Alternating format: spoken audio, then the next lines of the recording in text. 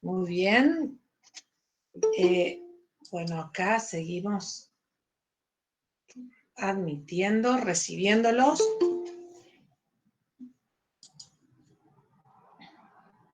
Bueno,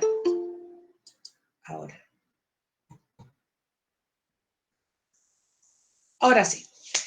Bueno, buenas tardes. A ver, chicos, vamos a ver el tutorial primero. Quiero ver, en realidad, dos ejercicios con ustedes y después entonces entramos con las preguntas. No olviden que el día jueves vamos a estar en este mismo horario, ya con clases de repaso. Entonces, preguntas, consultas que tengan, vayan mandando al mail y entonces yo voy a ir respondiendo en el foro ya lo que tengo y lo que no lo vemos en la tutoría del día jueves. Con respecto al impuesto a los bienes personales, entro primero preguntando porque este es un ejercicio que está tanto el planteo como la solución y también está el video grabado en 3 partes por el contador Amaro González Gol. Entonces, ¿hay alguna pregunta como para empezar sobre el tema del ejercicio de impuesto a los bienes personales? Profe, el video no se entendió muy bien. La verdad que casi nada, digamos. Nada. ¿Casi? Porque encima tenía muchas complicaciones con el internet y salió todo pesado. Sí. Profe, casi, yo diría que casi es mucho, porque la verdad que muy cortado y la verdad que yo hasta el punto 2 nomás el Hasta el desarrollé videíto 2, no se escucha nada. porque en el videíto 1, sí, yo lo fui viendo, medio salteado, pero lo fui viendo. En el 1 ustedes tenían como una introducción teórica. Y en el video, a partir de la mitad del video 2, sí se les cortaba y justamente cortó el video 2 para empezar con el video 3 porque se cortaba. Es así. Bueno, entonces lo que vamos a hacer es, vamos a ver bienes personales, por sobre todo, chicos, ¿saben por qué? Primero, porque es un impuesto nacional, está vigente. Hay preguntas, por sobre todo, cuando ustedes van al final oral, les toca la bolilla de bienes personales y es como que la materia solamente tiene impuesto a las ganancias. Se olvidan de esa última bolilla donde tenemos impuesto a los bienes personales, que es un impuesto sencillo, pero lo que tenemos que ver que las valuaciones para el impuesto a los bienes personales tiene una evaluación que no es la misma que la de impuesto a las ganancias. Entonces, cuando empiezan a relacionar impuesto a las ganancias con bienes personales en cuanto a evaluación, no es así. Impuesto a los bienes personales, entonces, ¿quiénes son los sujetos pasivos del impuesto? Las personas físicas y sucesiones indivisas. Pero también tenemos como sujetos pasivos del impuesto a los sujetos solidarios, que en ese caso van a ser sustitutos y van a ser las sociedades. ¿Por qué parte? Por la parte que implica la porción que les toca acá por cada uno, ya sea de los socios o accionistas. Al hablar de socios, estoy hablando de sociedad de responsabilidad limitada. Al hablar de accionistas, estoy hablando de las sociedades anónimas. Entonces, es sustituto en la medida en que participan del capital. Después, la cuestión de que pagó la sociedad y la sociedad le retiene el impuesto pagado, porque es sustituto a cada uno de los socios o accionistas, ese tema administrativo ya corre por cada una de las sociedades y su organización. Muy bien. Arrancamos y leyendo un poquitito, a ver, lo voy a compartir y entonces vamos a ir, creo que, un poquitito más rápido, de esta manera. Entonces vamos leyendo ambas cosas. Y acá al compartir, no, saben que es para impuestos 2.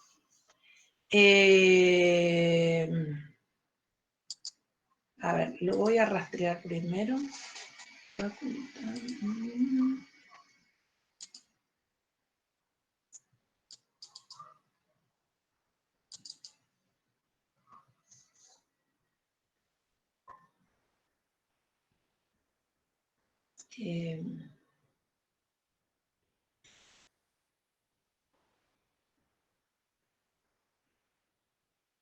¿Cómo se llamaba este? Bienes personales. Yo ya tenía puesto el que iba a dar con respecto a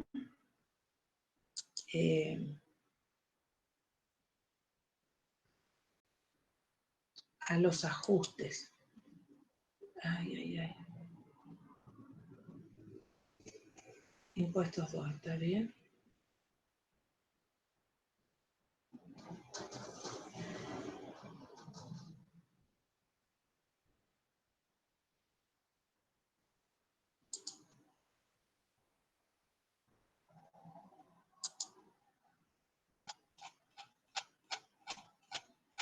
Pero pueden creer que lo tengo impreso en mis manos.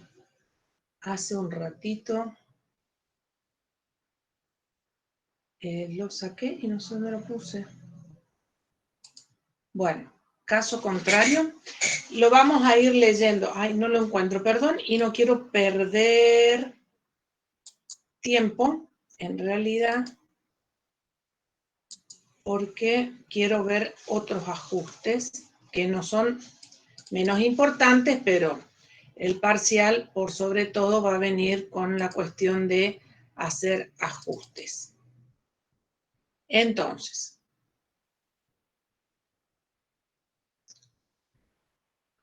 no, me parece que no lo voy a encontrar más en este momento. Listo. Vamos a nuestro ejercicio. No lo encuentro, no voy a compartir nada. Voy a compartir mi carita más. Determinar el impuesto sobre los bienes personales 2019 para el señor Marano Nahuel con domicilio en la ciudad de Resistencia. Para el impuesto a los bienes personales incluye la evaluación de los bienes en el país y también de aquellos bienes que están en el exterior, de la misma manera, donde también el impuesto va a recaer sobre residentes en el extranjero que tengan propiedades o tengan bienes en el territorio nacional. Entonces, tiene como bienes.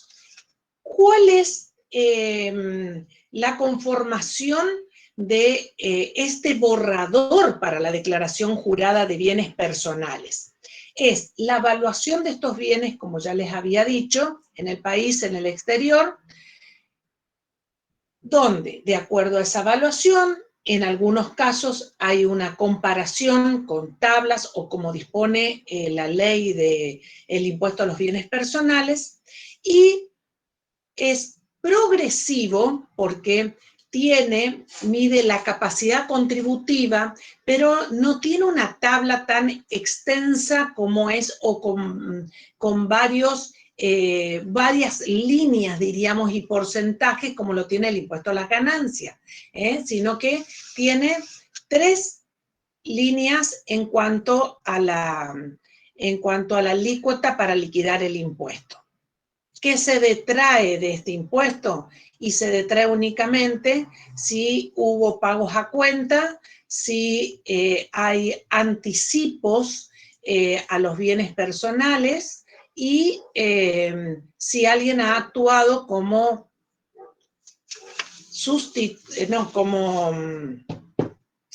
sujeto sustituto en el impuesto a los bienes personales. Entonces, sencillamente, ¿qué tenemos que hacer? Tenemos que evaluar Y una vez que tenemos todos valuados los bienes, multiplicamos por la alícuota de acuerdo a esta tablita, teniendo en cuenta, ¿no es cierto?, el capital o la base imponible para liquidar el impuesto a los bienes personales. Acá me dice que hay un inmueble destinado a casa habitación adquirido en el 2017. Otra cuestión, estamos hablando de bienes personales. Sujeto pasivo del impuesto, persona física. Por lo tanto, es un impuesto nacional, es un impuesto anual, cuyo cierre es el 31 de diciembre de cada año, como todo sujeto, persona física. Adquirió en enero del 2017, cuyo precio de compra fue de 650.000, más la comisión inmobiliaria de 20.000, gastos de escrituración por 20.000, gastos por libre deuda inmobiliario 1.000 y pago de intereses por 12.300. Cuando el inmueble está destinado a casa habitación, bueno, la ley en su artículo 22, inciso A, y en el 12 del decreto reglamentario, le da un mínimo exento. Ese mínimo exento equivale a 18 millones. Por lo tanto, propiedad inmueble que está destinado para casa habitación, cuando su valor, de acuerdo a la evaluación del impuesto a los bienes personales, lo que indica el artículo 22, inciso A, y 12 el decreto reglamentario, es menor a 18 millones, entonces está exceptuado de valuarse para sumar al resto de los bienes para el impuesto a los bienes personales. En este caso, yo lo que tengo es que un valor de origen, todo lo que hace al valor de origen, como ser todos los gastos de escrituración y demás, van a ser agregados al valor de origen para determinar el valor impositivo. ¿Con qué voy a compararlo? Este valor impositivo, al cual yo puedo restar las amortizaciones y obtener el valor residual, y recuerden que las amortizaciones siempre se hacen sobre la parte del edificio, con una amortización del 2% anual. Ese valor residual lo voy a comparar con lo que es el impuesto inmobiliario. De ellos dos, tomo el mayor. Para casa habitación, si es menor a 18 millones, entonces no lo sumo como bien a los efectos de la evaluación del impuesto a los bienes personales. Para este caso, fíjense, vamos a ir mirando la solución que yo tenía. Los 650.000 del valor de origen, más los 20.000, que son los gastos de la comisión inmobiliaria, más los 20.000 de escrituración, más los 1.000 pesos que aquí, en este caso, dice pago de intereses. Y como bien lo decía el contador González Gol, es un criterio de prudencia, diríamos, porque no está determinado en la ley donde yo tenga que activar ese valor que es el pago de intereses. Pero bueno, como bien él lo expresa más abajo, no hace que yo active ese valor a un perjuicio fiscal, o sea que en todo caso estoy evaluando en más. Todo eso, más la mejora. Millones, ¿no?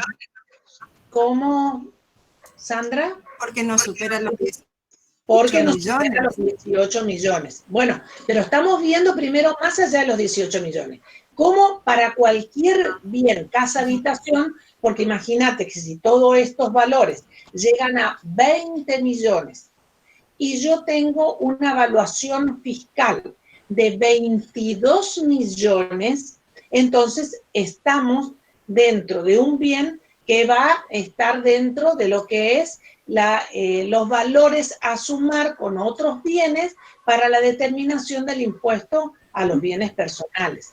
En este caso, comparando con la evaluación fiscal, que es de 730.000, pero si bien el valor residual de este bien sumado las comisiones y demás, sumado a la parte de las mejoras, no alcanza los 18 millones, o sea que directamente este bien no será computable a los efectos del impuesto a los bienes personales.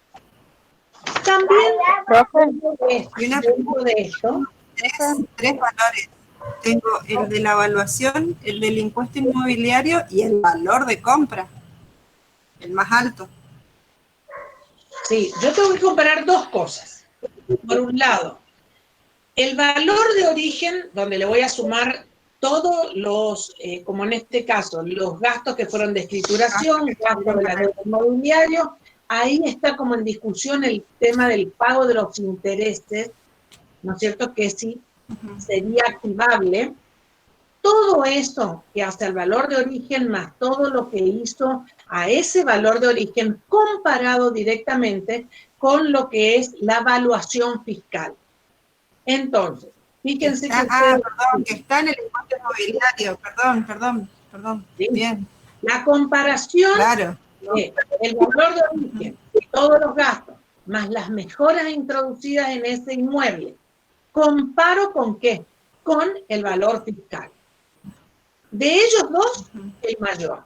Entonces, una vez que determino cuál es el mayor, entonces ahí digo, ¿es menor a 18 millones? Es menor, entonces no es computable. ¿Estamos? Porque puede ¿Y eso ser... no se actualiza? ¿Así como en ganancia? No. Olvídate un poquito de ganancias, no hay acá ajuste por inflación ni nada, lo que hay acá es una comparación entre valor de origen y todo lo que hace a los gastos, como te decía, más las mejoras. ¿Con qué lo comparo? Lo comparo con la evaluación fiscal. El mayor sería computable a los efectos del impuesto a los bienes personales. Tengo también otro bien, que es un inmueble recibido en donación, realizado por su madre en abril del 2019, ejercicio el cual le estamos realizando, quien se reservó el usufructo.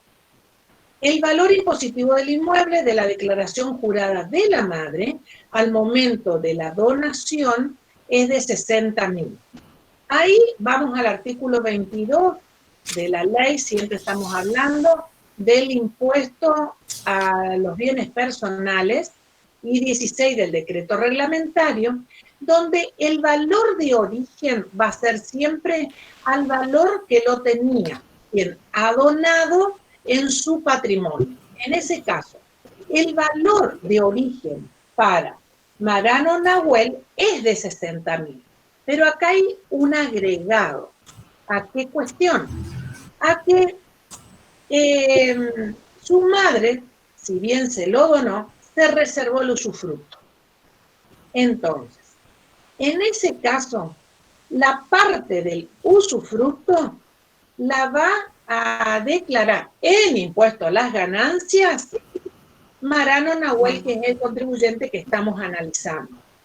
Pero el inmueble en sí lo va a declarar la usufructuaria, porque como conserva el usufructo, entonces el bien en sí va a estar declarado por la usufructuaria. ¿Estamos? Después, ¿qué otro bien tengo? Son los bienes, justamente en este ejercicio, son los bienes que son más, ¿cómo les diría? Conflictivos a la hora de que nosotros tengamos que evaluar, porque tenemos que comparar o saber a qué tipo de bienes se refiere.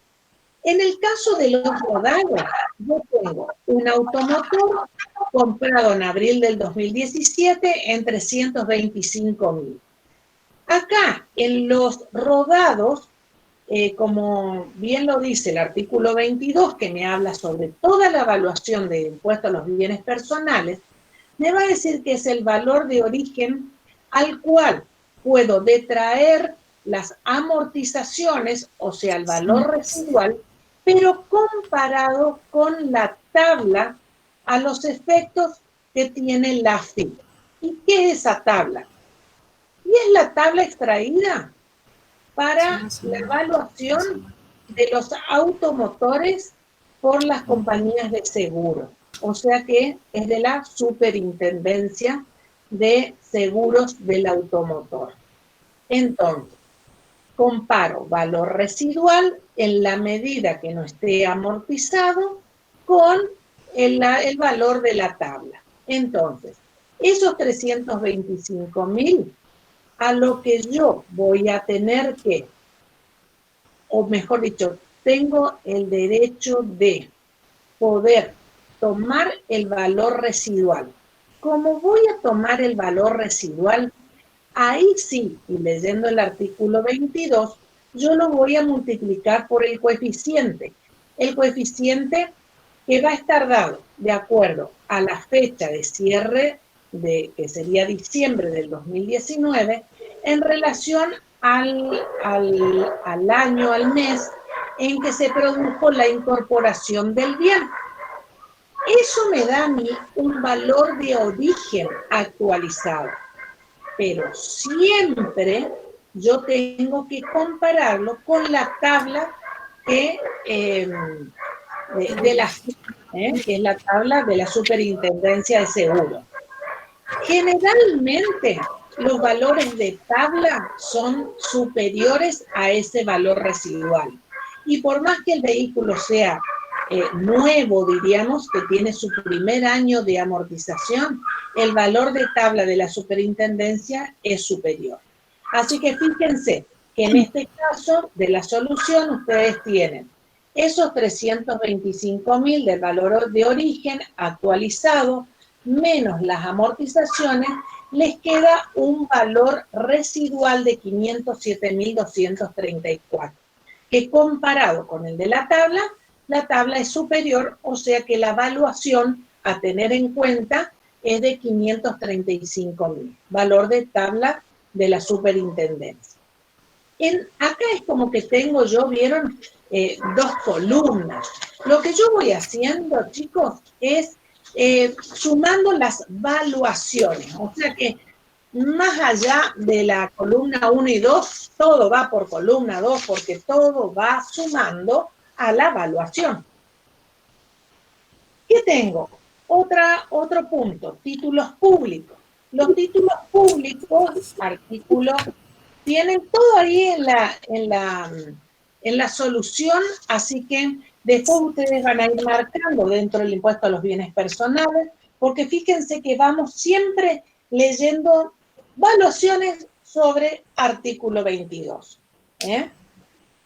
Los títulos públicos, dice que cotizan en bolsa con un valor de adquisición de 50.000 y un valor de cotización al cierre del ejercicio de 49.000.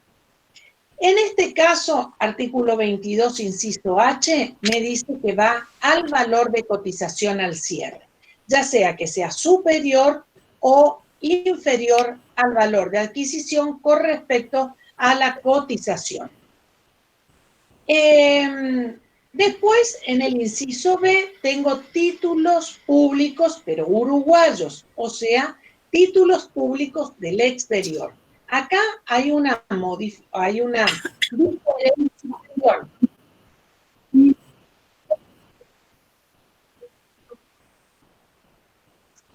Dividido 5 años. Por eso ¿En es cuánto 20%. se amortiza el rodado? En 5 años. Lo que significa 20. Amortización y amortización. Y amortización en impuesto a la ganancia, contablemente y también para los ajustes impositivos. ¿Estamos? El concepto de amortización es, no les puedo decir universal, pero casi. Yo voy a dar todas las explicaciones porque si no nos vamos cortando en los puntos, si les parece, y entonces desarrollamos todo, ustedes me preguntan sobre lo que no entendieron y me parece que así vamos a ir avanzando en forma ordenada. En cuanto a los títulos, o sea, ya tenemos la evaluación de los títulos públicos argentinos, ahora vamos a la evaluación de títulos públicos uruguayos, para este caso, como también pueden ser títulos públicos extranjeros directamente. Tienen un valor de adquisición en dólares de 10.000, pero tengo tipo comprador el valor del dólar a 17. Así se compró a ese valor de adquisición, pero el valor de cotización al 31 de diciembre del 2019 es de $11.000. Y ahí el tipo de cambio comprador, siempre comprador, es de 38.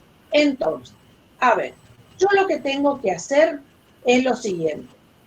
Al valor de cotización al cierre, que en este caso son $11.000, lo voy a actualizar, no actualizar, lo voy a, sí, a actualizar, vendría a ser, o lo voy a tomar al valor dólar tipo comprador al cierre del ejercicio. Claro está que es el valor dólar tipo comprador de acuerdo a la cotización del Banco de la Nación Argentina. Ni Blue, ni no. Banco Nación de la República Argentina. Porque de la misma manera que yo estoy acá valuando los títulos extranjeros a valor dólar, si el contribuyente tiene dólares, ya sea en caja de seguridad o bien depositados en banco, esos dólares van a ser actualizados al valor del dólar tipo comprador al cierre del ejercicio de acuerdo a lo que indica el Banco de la Nación Argentina. ¿Estamos? Bueno, simple, títulos públicos, 11.000 por 38, que es el valor del dólar, tipo comprador, me da 418.000. Ahora tiene participaciones sociales.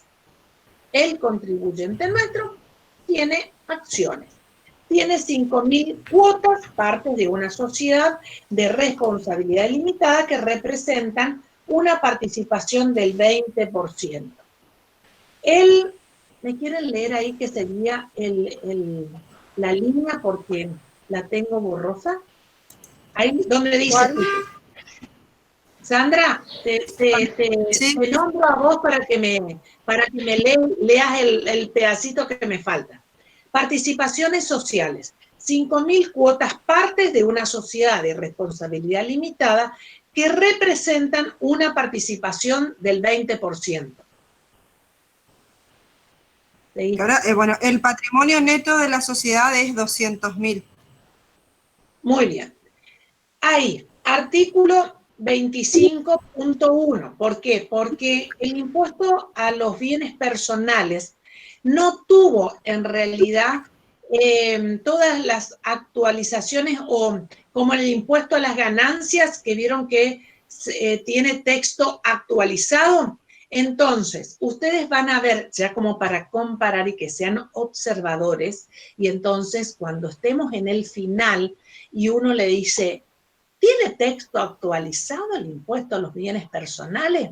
Fíjense que ustedes no van a encontrar con el texto actualizado de impuesto a las ganancias ningún artículo que sea 20.1, 20.3. Antes sí, ahora en la actualización no tiene. Sin embargo, el impuesto a los bienes personales tiene un artículo 25 que es punto 1. Y el gravamen acá corresponde a las acciones o participaciones en el capital de las sociedades que será liquidado o ingresado ¿por quién? Por el sujeto que es sustituto. Porque esa parte justamente es responsable quien la sociedad va a liquidar al 0,5 de acuerdo a la participación que tiene cada uno de los socios o accionistas. Cuando nosotros en el parcial le preguntamos, a ver, el sustituto como liquida y toma todo lo que es el capital social y liquida al 0,5. Sin embargo, tiene que actuar y a su vez tiene que hacer una declaración jurada informativa. ¿Quiénes son todos aquellos accionistas o socios por el cual pagó el impuesto. Entonces, fíjense que dentro de ese listado, ahí ¿quién va a estar? Va a estar este socio donde la sociedad ya pagó ese 0,5% y que la sociedad lo pagó en carácter de pago único y definitivo. O sea que es como que ya tiene pagado el impuesto a los bienes personales sobre esa participación. ¿Con qué otra cosa sigo? Ahí dice reintegro. En realidad, ¿qué sería el reintegro? Y es como que el socio le tiene que después pagar a la sociedad, porque la sociedad se hizo cargo, porque así lo indica la ley. ¿Estamos? Una vez, acá hay pocos bienes, diríamos, para evaluar, pero dentro, ustedes vieron que dentro del impuesto a los bienes personales, ustedes tienen muchos otros bienes por los cuales hay que hacer la liquidación, hay que hacer la evaluación. A ver, me esperan un momentito. O sea, acá el socio, el que está declarando es el socio en esta declaración jurada, ¿no es cierto? Entonces él... Claro, vos fijate siempre empezás leyendo. Sandra, escuchá. Siempre empezás leyendo bien o a la pregunta de un examen final, ¿quién es el contribuyente? Vos acá, ¿quién le estás haciendo la declaración jurada? Porque fíjate, este contribuyente, que al cual nosotros le estamos haciendo la declaración jurada, que se llama Marado Nahuel, nosotros le estamos haciendo a él la declaración jurada, porque posiblemente la participación que él tenga en la sociedad, esa sociedad tenga otro contador. Entonces, siempre hay que ver bien a quién le estoy haciendo la declaración jurada. Ah, le estoy haciendo la declaración jurada a la sociedad, tomo todo el capital donde participan los socios o accionistas y le a 5%. Después, administrativamente, le cobraré a cada uno de los que tienen participación en la sociedad. Acá, no. Acá es el contribuyente individual. Porque fíjate hasta dónde que la sociedad puede tener un cierre de ejercicio distinto al 31 de diciembre. Sin embargo, personas humanas, sucesiones indivisas, recordad que siempre tienen fecha de cierre de ejercicio 31 de diciembre. Cuando nosotros vemos en el impuesto a los bienes personales, en el artículo 22, fíjense que dentro del inciso A tienen inmuebles y distintas situaciones con respecto a inmuebles. Desde el punto 1, inmuebles adquiridos, construidos, las obras en construcción, las mejoras. Vieron que tienen, ustedes quiero que marquen artículo 22 y de ahí con el resaltador mínimamente inciso A y ahí le pasan del remarcador que diga inmuebles. Cuando van al punto B, automotores, aeronaves, yates y similares. Van al punto C y marquen el punto C, depósitos y créditos en moneda extranjera. Punto D, depósitos y créditos en moneda argentina. O sea que ya tienen el comienzo de la lectura del artículo para que les sea más sencillo. En el inciso D, préstamos garantizados. Bueno, y así sucesivamente van a ir marcando los distintos incisos. Fíjense que nuestro trabajo práctico tuvo a lo sumo, ¿cuánto? 5 bienes para evaluar. Pero dentro de otros bienes, como yo les dije, si tienen dólares, si tienen pesos argentinos, también son los pesos argentinos a moneda que a evaluación 1 a 1, ¿no es cierto? Si tienen otro tipo de moneda extranjera, ya sea yen, no solamente dólares, sino reales, guaraníes, tienen que evaluarlo a la evaluación que les da la tabla del impuesto a los bienes personales para el cierre del ejercicio del cual se está tratando, y es la valuación oficial. Bueno, también dentro de todo esto, fíjense que ustedes tienen cuotas partes de fondos comunes de inversión, pero llegamos a un punto donde me habla a mí en el inciso G de objetos personales y del hogar.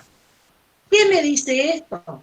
Bueno, yo les hago una síntesis para no leer todo el artículo, ustedes después lo lean, que mínimamente sobre el total de la evaluación de los bienes, todos los bienes, el contribuyente va a evaluar esos bienes de uso personal y del hogar un 5% del total de los bienes que ya venimos valuando.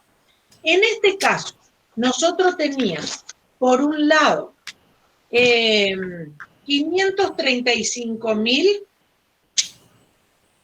por un lado teníamos, acá está, 535.000 que correspondía al rodado. Tenemos 49.000 correspondientes a los títulos públicos, 418.000 correspondientes a títulos públicos uruguayos. Si hay inmuebles en el exterior y otros bienes que estén en el exterior, también va a sumar esta evaluación a lo que es más la casa habitación, que para nuestro caso fue de 2.451.000, menor a 18 millones, era no computable el inmueble, pero para los efectos de calcular ese 5%, va a incluir la evaluación de la casa habitación. Ese 5% va a estar incluida dentro de la evaluación del resto de los bienes, a lo que voy a calcular entonces el impuesto multiplicado por la alícuota, que si vamos al artículo 25, fíjense que yo tengo una escala que va del 0,5 al 1,25% y va a depender del valor total de los bienes que excedan el mínimo no imponible. Y que excedan el mínimo no imponible, estamos hablando del artículo 24, que el mínimo no imponible está en 2 millones de pesos. Para este caso, particularmente, la sumatoria de todos los bienes llegó a un valor de 1.167.000. Por lo tanto, el contribuyente no es sujeto del impuesto. Pero yo quiero aclarar una cuestión. Bueno, en este caso no es sujeto de impuesto. Vamos por ahí. Si hubiese sido la evaluación de los bienes superiores a los 2 millones de pesos, vamos a ir a las alícuotas del artículo 25, entonces me posicionaré de acuerdo a la fila que corresponda, cuando es entre 0 y 3 millones de pesos, que va a abonar el 0,5, o si es mayor a 18 millones en adelante, trabaja igual que la tablita de ganancias ahí. Van a pagar 156.250 más el 1,25% sobre el excedente de 18 millones. ¿Qué es lo que yo voy entonces a poder? Eso sería el impuesto determinado del impuesto a los bienes personales. ¿Qué puedo deducir? Algún pago a cuenta que se haya hecho por ese ejercicio fiscal o bien anticipos. Los anticipos también son 5, igual que, y vencen en la misma fecha que el impuesto a las ganancias para personas físicas. Es más, los anticipos que corresponden al 20% son 5 anticipos, igual que el impuesto a las ganancias, y el vencimiento de la declaración jurada del impuesto a los bienes personales coincide también con la misma fecha que el impuesto a las ganancias. Aclaración con respecto a si el impuesto da menos a 2 millones de pesos, no sería contribuyente del impuesto a los bienes personales. Pero, si el contribuyente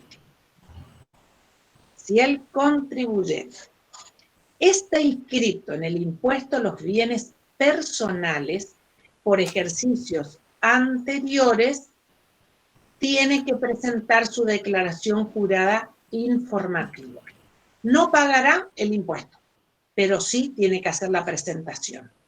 O sea, que si nosotros estamos en presencia de un contribuyente que está evaluando, pero no está todavía, no era un contribuyente alcanzado por el impuesto en años anteriores, entonces lo que hizo fue hacer un borrador, no alcanza los 2 millones de pesos, no es sujeto de impuesto. Pero si está inscrito, tiene que presentar la declaración jurada. No paga impuestos, pero tiene que presentar la declaración jurada informativa. Con respecto a este ejercicio de bienes personales, chicos, ¿hay alguna pregunta? En la parte esa, si supera los 2 millones, pago por todos los 2 millones. No es que, por ejemplo, tengo 2 millones 10. No es mínimo no imponible. Dice acá mínimo no imponible. Si supera los 2 millones de pesos, como lo dice bien el artículo, supera los 2 millones, a ver, no tenemos problema en los bienes excepto, estoy de acuerdo con la... Sería mínimo exento, ¿no? O Mínimo sea, exento. Exactamente. Bueno, por todo, no por la diferencia. No por la diferencia, por todo. Si hay alguna... Una preguntita. Sí. Con respecto a los intereses del inmueble, en el caso de que hagan la diferencia, o sea, por ejemplo, la evaluación me dé 16 millones y los intereses de esos sean 3 millones, un ejemplo grosso, y me pase los 18 por esos intereses, ¿qué se hace ahí? ¿En este caso se toma igual los intereses? La ley y el decreto reglamentario no dicen nada sobre eso. Siempre cuando hay un vacío en la ley, y lo dice bien el decreto reglamentario de la ley del impuesto, se tomará con el impuesto madre, que sería en este caso el impuesto a las ganancias, si es activable o no. Al no decir nada es como un vacío. Entonces, si vos lo considerás, obviamente,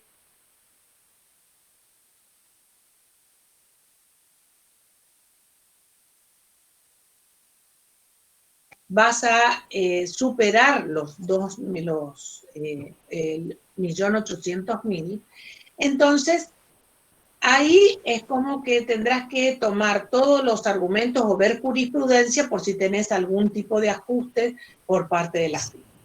Esa es la realidad. Y como estas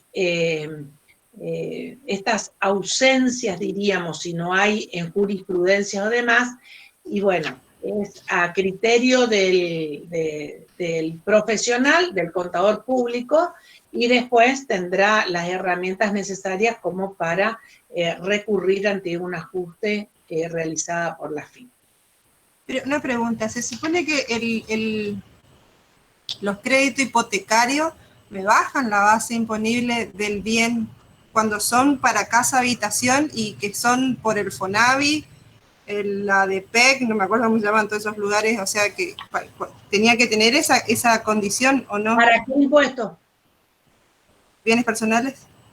¿O no? Ya no sé nada y ya salí mal. No. No, se supone que no. Los intereses lo que no quiero, Andrea, es que, por eso te pregunté, ¿para qué impuesto? Porque muchas veces entran a dudar en el examen final. Para el impuesto a los bienes personales, sí, te permite esa deducción, pero hay un tope. Y es siempre y cuando ese crédito hipotecario esté relacionado directamente con la casa habitación. Si vos lo que tenés es un galpón que adquiriste mediante un crédito hipotecario, eso no lo vas a poder deducir. Es como que baja la evaluación del inmueble, pero únicamente para casa habitación. Y que esté relacionado directamente con eso, además, porque sí, bien. Exactamente. Bueno, entonces que por eso está dando el valor de los... Pregunta de Carmen de siempre que les digo, y a ver, ¿qué diferencia habría en cuanto a la evaluación con el impuesto a las ganancias para personas físicas? A ver, de los 70 y pico de alumnos que están en la sala, no vos, Sandra, a ver, alguien que participe. Hay pocos que tienen la cámara prendida, o sea que no se escondan atrás de una imagen, pueden participar, todos pueden participar, aunque se equivoquen, no importa. ¿Qué diferencia hay, chicos? No hay deducciones personales, profe. No, estoy hablando de la evaluación. A ver, la evaluación para las ganancias, recuerden que para personas físicas nosotros teníamos 3 partes de la declaración jurada: determinación de la ganancia, declaración jurada patrimonial y justificación de variaciones patrimoniales. Tenemos declaración jurada patrimonial, impuesto a las ganancias, comparado con la evaluación que tengo de los bienes. ¡Ah, vamos! Bien que te dije, van a contestar algunos de los que están, excepto vos, Sandra, ¿eh? Picaste en punta. Pero bien, es esa la diferencia. Recuerdan que yo les hacía mucho hincapié en cuanto a la declaración jurada patrimonial, impuesto a las ganancias, va siempre sobre el valor de origen, porque si no, no hay forma que yo pueda entrar a justificar patrimonialmente si empiezo a actualizar los bienes en la declaración jurada patrimonial. Sin embargo, para lo que es bienes personales, tiene su propia valuación. ¿Estamos? Cierro con esto acá de bienes personales y me quiero meter en lo que es el ejercicio. Se te ve lindo, sociedad anónima. Chicos, otra de las cosas, a ver, voy a empezar con la tutoría por si alguien ya vio el ejercicio. A ver, lo que pasa es que no sé si me va a alcanzar. Ustedes, yo 19:30 o'clock los tengo que cortar porque entro corriendo y no es de pasillo ahora, sino cerrando el aula virtual de impuestos 2, porque tengo que entrar a aula virtual de impuestos 1. Y estamos en las mismas condiciones porque, ¿sabían? Ya ahí no sé cómo me voy a repartir. Espero que los horarios sean distintos para el examen.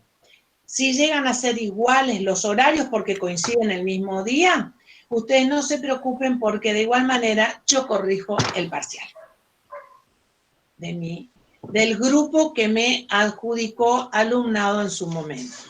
Porque como siempre les digo, yo doy clases para todos. Profesora, otra pregunta para hacer fuerza nomás es, ¿el profesor se le estaba ocurriendo de que iba a ser como menos tiempo el parcial? O sea, la otra vez duró muy poco, era 1 hora y media, no me van a dejar menos tiempo. Esto se está tornando como MasterChef, cada vez menos tiempo. ¿En serio? Pero así, pregúntenle a todos los que están conectados, todos quedamos, ¡ah! No, así, o sea, ¿en serio? Bueno, a ver, Sandra, ¿cuál era el profesor? Carlos González, no, sí, porque es muy sencillo y hay que pensar nomás. En el otro también me dijeron, no, muy sencillo. Y me hizo corto. No entren a asustarse y el tema del tiempo. Si tienen 4 ajustes, ¿y cuál es el tiempo? Les va a sobrar tiempo. Bueno, yo me ocupo de eso y le pego la mirada, no se preocupen. Vamos más bien a aprender porque son, como ya les dije siempre, ustedes quieren aprobar el parcial. Obviamente que yo también quiero que ustedes aprueben y regularicen la materia. pero mi objetivo va más allá porque ustedes ya son futuros ahí, ya tienen el título prácticamente en las manos, así que yo quiero que ustedes no solamente aprueben, sino que aprendan. ¿Hay alguien, a ver, que tiene alguna pregunta? Y si no, empiezo con se te ve lindo. Cuento hasta 5 nomás, ¿eh? 1, 2, 3. Profe, Es rápido. Sí. no, es respecto al tiempo del parcial. Pasa que nos vimos muy perjudicados en todos los parciales con el tema del tiempo, ¿no? Después, en la clase de repaso. Vamos, que ahora tenemos esto. ¿Te parece? Si no, nos vamos a demorar a intercambiar el tema del tiempo del parcial y nos vamos a tener los ajustes, que es lo que necesitamos practicar. Ya. ¿Cómo van a hacer el tema de, se acuerdan que tuvimos una clase que les dije, vamos a empezar, cuando empezamos con esto, que yo iba desde el balance contable y tenía que, mediante ajustes positivos y negativos, columna 1, columna 2, columna 1, negativo, todo lo que tengo que sacar, columna 2, todo lo que tengo que incorporar al balance contable para llegar al balance positivo. ¿Qué es lo primero que voy a hacer cuando tengo la hoja del enunciado del parcial? Voy a leer, voy a entrar a marcar todo lo que se refiere a las referencias. Por lo tanto, voy a tener la referencia, como en este caso, 1 por venta, 2 costo de venta, otros ingresos, y así sucesivamente, porque después esas referencias me van a dar una explicación acerca de qué se hizo en el balance contable para que yo pueda saber qué es lo que tengo que hacer como ajuste para el balance impositivo. Entonces, lo leo completo. Marco las referencias para no olvidarme de ninguna. Si hay algún ajuste que ustedes no saben, pasan al próximo, como para volver en forma ordenada al que no lo sabían, y es como que están más relajados porque, bueno, ya terminaron todos los puntos y vuelven sobre el que no les había quedado muy claro. En el caso de que no exista ajuste en el punto, de igual manera lo van a poner y van a poner al lado sin ajuste. La pregunta que siempre se tienen que hacer es, yo parto del balance contable. Esto es lo que hice contablemente. A ver, impositivamente, la ley de impuesto a las ganancias, ¿me permite, por ejemplo, esta deducción? Si es sí, no hay ajuste. Si es no, esto lo hizo contablemente. Impositivamente, así no es, ese punto tiene ajuste. Ahí voy a tener que saber si va a columna 1 o a columna 2. Listo. Los tips así rapidito de los que les dije en una tutoría anterior. Acá yo tengo 2 columnas. ¿Con qué voy a empezar? Estado de resultados. ¿Con cuál? Con el resultado final, que es ganancia, por los 300.000. Primer ajuste. Si en esos 300.000, que es el resultado final, ganancia, por eso lo puse en columna 2, ya restó el impuesto a las ganancias para llegar a ese resultado final contable, como no puedo, de acuerdo a la ley de impuesto a las ganancias, detraer el mismo impuesto, entonces esos 1.504 lo voy a devolver, o sea que va a ir dentro de la columna 2, porque la columna 2 es lo que va a ir sumando a lo que fue el resultado del ejercicio o balance comercial. Ahora voy al ajuste por ventas. Acá hay un error en la solución, que ya lo hice saber, así que si ustedes lo abren después, posiblemente va a estar corregido, lo corregimos ahora. Ventas, y me dice, incluye ventas por 50. Este total de 5.100.500, y se acuerdan que yo les dije, no todo está, ustedes en una contabilidad obviamente que van a tener acceso a abrir y decir, a ver, todo esto, todos estos 5.100.500, ¿de qué se compone? Bueno, a los efectos didácticos, como nosotros no manejamos comprobantes ni registraciones, me va a decir, dentro de estos 5.100.000, que no me da todo el historial, me dice, hay algo dentro de eso que ventas por 55.000 de heladeras, cuyo importe se percibirá en 12 cuotas mensuales. Recuerdan que tercera categoría va por lo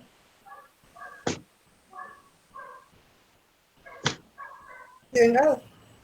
o Devengado exigible.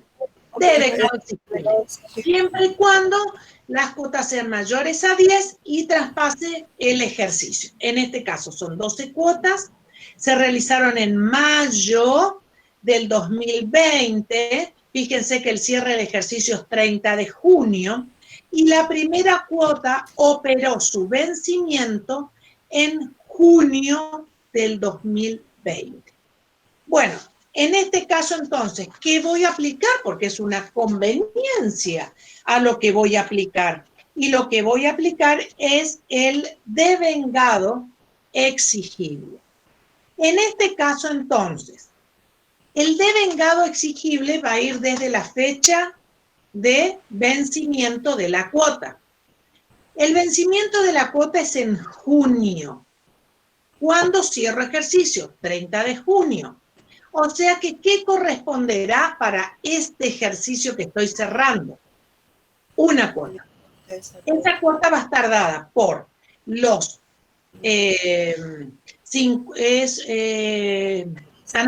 digo ahí la parte que me faltó. Dice que la utilidad de esta operación, o sea que eran 5 cuotas, me decía cuánto era la cuota, pero la utilidad de la operación fueron de 12.000. ¿Qué es lo que yo partí del estado de resultado? Por lo tanto, yo lo que tengo que hacer es, a ver, ¿cuál fue la utilidad en esta venta? 12.000. Esos 12.000 dividido 12 cuotas me da la utilidad por cada cuota. Como es por lo devengado exigible, entonces yo voy a tener la utilidad solamente de una cuota para este ejercicio. Como contablemente incluyó dentro del balance toda la utilidad de esta venta, que fue 12.000, yo lo voy a sacar. ¿Qué hizo contablemente? Lo sumó, está dentro de venta. Entonces, lo voy a anular o detraer por columna 1 los 12.000. ¿Y qué sí voy a incorporar en columna 2 como venta? Una cuota. Y una cuota es 12.000 dividido 12 por 1, porque el vencimiento de la cuota operó justamente al vencimiento del cierre del ejercicio. Entonces, ahí la solución, columna 2, en lugar de 1.200, es 1.000, porque 12.000 dividido 12 es 1.000. ¿Y por qué me da el dato de los 55.000 pesos de eso? Porque esa es la venta, pero yo tengo que ver la utilidad. ¿Por qué? Porque yo tengo que ir del estado de resultado. La utilidad. Contabilidad, contabilidad, no solamente encuesta, ¿eh? Bueno, en el punto B me dice directamente que hay un reintegro por exportaciones. Nosotros sabemos que del artículo 26, inciso K de la Ley de Impuesto a las Ganancias, todo reintegro por exportaciones está gravado por el impuesto a las ganancias. ¿Qué hizo contablemente? Sí, lo puso dentro del estado de resultado. Y la Ley de Impuesto a las Ganancias, ¿qué me dice? Que es gravado. Sí, tengo ajuste, no hay ajuste. Entonces ustedes van a poner dentro del reintegro que no cabe el ajuste. En el punto 2, el costo de venta. Chicos, acuérdense de algo. Agarran el punto 2, costo de venta, y fíjense ustedes en el enunciado que tienen. Producto A, producto B, producto C, producto D. Vamos a hablar todo esto con respecto a las valuaciones. Tengo que ir a lo que me dice el artículo correspondiente a evaluaciones, en el impuesto a las ganancias. Pero acá estoy hablando de la evaluación final. Al hablar de la evaluación final, entonces yo voy a tener que comparar la evaluación contable, que ya me dio la evaluación contable. La contable me dijo que son 501.000, pero yo tengo que ver impositivamente si es 501.000. Si llego a 501.000, no tengo ajuste.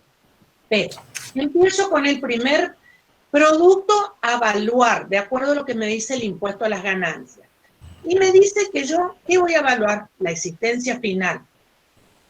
En la existencia final me dice que yo tengo que la última compra fue realizada en el mes de enero, el valor de compra según factura era 500 y tiene que ser al valor de contado. Recuerden ustedes repasar todo lo que es evaluación, era lo primero que habíamos dado. El tutorial, más que el tutorial, me parece que ese video lo grabé yo, ¿eh? Así que mercadería, y eso lo van a tener como ajuste, miren, casi cantado, ¿eh? Así que era la última compra en valores representativos en unidades, nunca en valor pesos, de los 3 últimos meses anteriores al cierre del ejercicio o la última compra dentro del ejercicio. Entonces ahí tenemos 3.000 unidades donde al precio de compra, si bien el precio de compra es de 500 pesos, pero es a 30 días, dice que por pago de contado tengo el 10% de descuento. Por lo tanto, esos 500 pesos menos el 10%, el valor de contado es de 450. De ahí sale eso que ustedes tienen en la solución, 300 unidades, porque obviamente tienen que tomar el inventario final por el valor a precio de contado de la compra más en los últimos 3 meses anteriores al cierre del ejercicio.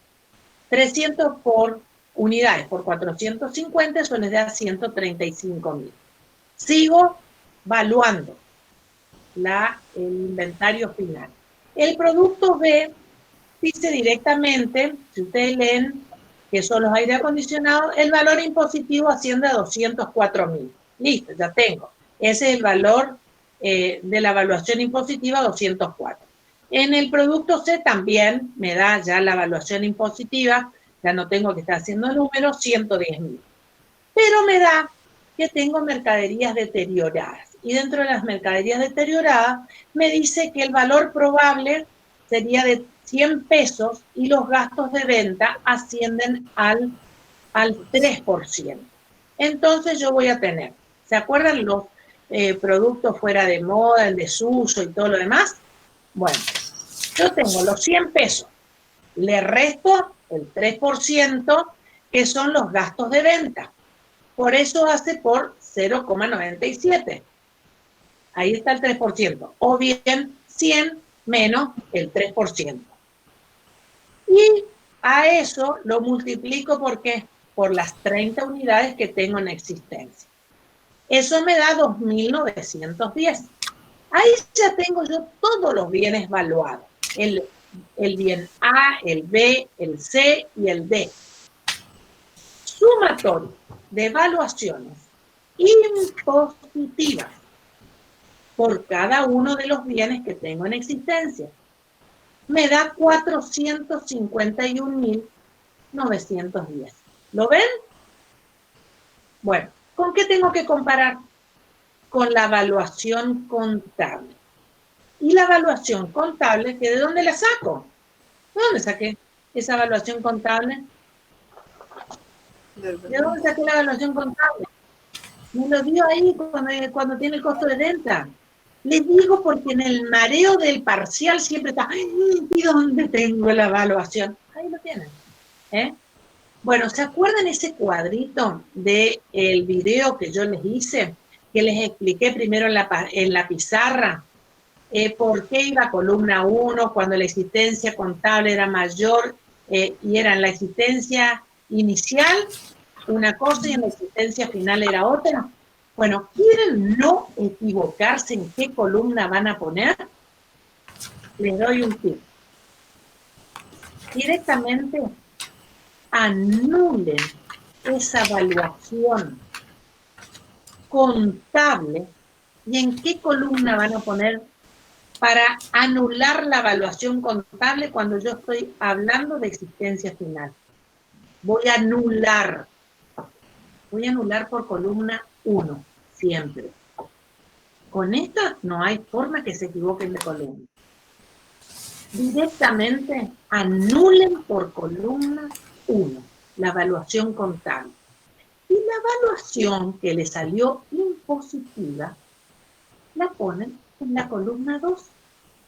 No hay forma, entonces, que ustedes la diferencia entre evaluación impositiva y evaluación contable, siempre hablando de evaluación de existencia final, esa diferencia, cuando yo puse 501.000 en columna 1 y 451.910 en columna 2, esa diferencia me da 49.090 en columna 1. No van a ser los dos, ajuste, no. O ponen la diferencia sabiendo a qué columna van los 49.090, o bien, para no equivocarse de columna, para la existencia final, la evaluación contable va a columna 1 y la evaluación impositiva a columna 2. La diferencia ya les sale solita. Profe, ¿está mal si hago uno por uno? Porque yo hice uno por uno y, digamos, me da lo mismo. Siempre y cuando, a ver, si vos vas a hacer uno por uno y ya vas a ir poniendo la columna, no te vayas a olvidar nunca que lo primero que tenés es que anular la evaluación contable para hacer la impositiva por columna 1. Claro, sí, sí. Sería o lo mismo que vos pongas 501.000 en columna 1 y cada uno, los 135.000 a columna 2, 204.000 a columna 2, 110.000 a columna 2. ¿Se entiende? Son formas de presentar, porque estamos hablando de un borrador para la declaración jurada. A ver, algo más, porque estoy viendo que son 19 y 17. Yo, si fuera por mí, seguiría, pero también tengo el otro grupo. Y también ellos. Con la ventaja de que ellos yo puedo seguir después de las 21. Esperá. Les sugiero una cosa para, como les digo, para ordenarnos. Mírenlo al práctico. No me estoy por ir de este práctico, pero quiero tratar el tema de honorarios con ustedes, que es el final de todo esto. Toda pregunta en cuanto a ajustes, vayan haciéndola en el correo como para hacer la clase de repaso. Me voy, chicos, al punto que quiero tocar, que es de honorario, porque no sé si en realidad han visto el tema de honorario o lo han entendido desde la teoría. Acá a mí me dice, en cuanto a los honorarios, la asamblea, no. Ustedes saben que este balance se cierra y yo lo que puedo deducir con posterioridad al cierre del balance son dos conceptos únicamente. Gratificaciones del personal en la medida que hayan sido abonados antes del vencimiento general de la declaración jurada. Yo hago énfasis en estos términos. Antes del vencimiento general. Si se prorrogó la declaración jurada es al vencimiento general, al vencimiento que se había determinado en un principio. Sociedades al 5º mes del cierre del ejercicio. Y también puedo deducir con posterioridad al cierre del ejercicio los honorarios a directores y síndicos. En cuanto a los síndicos, puedo deducir el total de lo que se le paga al síndico. Sin embargo, honorarios a directores sí tengo una limitación. En la medida que se hayan asignados en forma individual y puestos a disposición, antes del vencimiento general de la declaración jurada. Y acá me dice que la Asamblea de Accionistas, en notas, reunidas en octubre del 2020, entonces yo tengo primero que decir junio, julio, agosto, septiembre, octubre, o sea que está dentro del plazo del vencimiento general de la declaración jurada, resolvió la siguiente distribución de resultados. Y ahí voy a gratificaciones del personal, que no lo voy a analizar ahora, dividendos en efectivo, dividendos en especie, y sí voy a analizar la parte de honorarios a directores. ¿Qué le dio a los directores? A Núñez, 14.000, o sea, no es que le dio, asignó, porque es una asamblea. A Núñez, 14.000, a la directora Panoso, 10.000, y al director Castor, 16.000. O sea que asignó un total de 40.000. Honorarios asignados por asamblea, 40.000. Pero yo acá tengo que ver cuánto voy a poder atribuir para deducir estos honorarios a directores.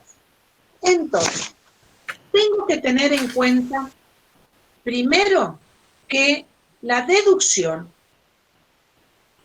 y voy a entrar a comparar sobre el mayor, va a tener que ser no superior a 12.500 por cada director. Pero en este caso, ustedes si tienen ya impreso el enunciado, me gustaría que ustedes pongan al lado, donde dice director Núñez, que le dio 14.000, al lado pongan 12.500, que es el tope de ley. Para la directora Panoso, le asignaron 10.000. La ley dice hasta el tope de 12.500. Por lo tanto, miren, les muestro así. A ver si se ve acá. ¿Vieron como yo puse en rojo y era para mostrarles justamente? Ustedes lo tienen, a ver, alejo un poquitito más ahí. Ustedes tienen lo que le asignaron y al lado van a consignar cuál sería el tope. Para el primer caso, el director, 12.500. Para el segundo, no supera los 12.500, o sea que es 10.000. Para el tercero, 16.000, o sea que va al tope de 12.500. El total en este primer tope que me da la ley es de 35.000. ¿Con qué voy a comparar estos 35.000? Voy a comparar con los honorarios asignados individualmente, pero que van a surgir de la fórmula. Que la fórmula, ustedes tienen ahí el tope de deducción, que es utilidad contable, UC es utilidad contable, menos 0,30 por utilidad impositiva. Eso lo tienen ahí en el enunciado, chicos, no hace falta que lo vuelvan a escribir. Por 0,25 dividido 0,925. Esta fórmula es para la alícuota del impuesto a las ganancias al 30%. La alícuota, que como por ejemplo en ejercicios anteriores del 35%, esta fórmula no tenía ese coeficiente,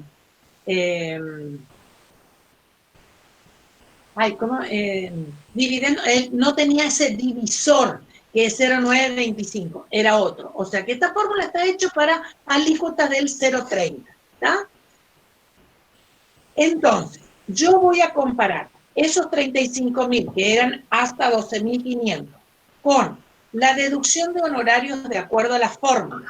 Y la deducción de acuerdo a la fórmula, me va a dar 49.826,49. De los dos, de ambos, voy a tomar el mayor. O sea que voy a tomar entre 35.000 con el tope de 12.500 y la fórmula que me da 49.826, tomo el mayor. ¿Qué tomo? 49.826. Pero ahí no termina, porque ahora esto lo voy a comparar con lo que realmente asignó la asamblea. Y sobre ambos, ahora voy a tomar el menor. Y como la asamblea asignó 40.000, entonces yo voy a tomar hasta el tope, que son los 40.000. ¿Vuelvo de nuevo? Profe, ¿en Sí, qué artículo explica esto? ¿Cómo? ¿En qué artículo está lo de la fórmula y lo que hay que comparar y todo eso? ¿Dónde está? Como deducciones, honorarios a directores y síndicos. A leer la ley no les voy a dar, porque entonces ustedes ven los topes y demás de la ley. El 91, profe. Sí, estuve buscando, 91 pero- inciso I. Ah, qué fácil que la Gracias. hicieron. ¿Viste? Siempre hay alguien que te salva del artículo. Chicos, vayan marcando en la ley estos artículos, porque son fundamentales, no solamente ahora para el parcial, honorario de directores y síndicos. La única que no tienen que calcular, si me dice, los honorarios de directores y síndicos, la asamblea se reunió en el mes de diciembre del 2020. ¿Cuál fue el cierre del ejercicio? 30 de junio. Julio, agosto, septiembre, octubre, noviembre. Vencimiento general. La asamblea se reunió ¿cuándo? En diciembre. Bueno, en este caso, para el parcial, ustedes zafaron porque no tienen que hacer cálculo. Ya, ¿qué pasó? La asamblea se reunió extemporáneamente para poder deducir, lo que no quita a que al próximo año yo puedo deducirlo. ¿Entienden? Ya acá hay una cuestión financiera. Pero a los efectos de la profesión, fíjense ustedes que tienen que tener muy en cuenta determinar el balance, de llamar a asamblea, porque son importantes los valores en cuanto yo tengo que puedo deducir a los efectos que me dé la ganancia neta sujeta a impuestos, multiplicada después por la alícuota que corresponde. No es lo mismo que por alguna cuestión de tiempo yo haya llamado a asamblea con posterioridad al vencimiento general, y entonces tengo recién dentro del próximo periodo fiscal para detraer lo que es honorarios a directores. Bueno, chicos, como el tiempo se nos ha acabado y yo tengo que empezar a admitir también en para el otro grupo de impuestos 1, entonces, vean los ajustes. Este ejercicio está muy bueno, tiene ajustes muy buenos. Entonces, ya tienen como 3 ejercicios, dicen que van a levantar otro, así que, pero tienen 4 haces, tienen este se te ve lindo, tienen ajustes también de que había otro, bueno, que no recuerdo. Bueno, los tengo que dejar. Así que, chao. Adiós, profesora. Gracias. Haga fuerza por nosotros.